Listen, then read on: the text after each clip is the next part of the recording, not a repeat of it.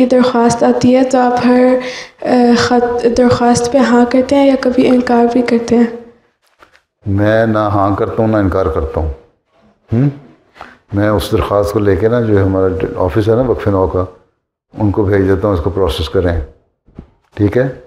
और उनको यही कहा हुआ है कि हर दरख्वास्त को तुम कबूल कर लो, ठीक है। लेकिन बाद में अगर कोई बच्चे सही नहीं रहे या उनके माँ बाप सही नहीं रहे तो फिर उनको लिस्ट में से निकाल देते हैं जी। शुरू में सारों को अमूमन शामिल कर लेते हैं, ठीक है।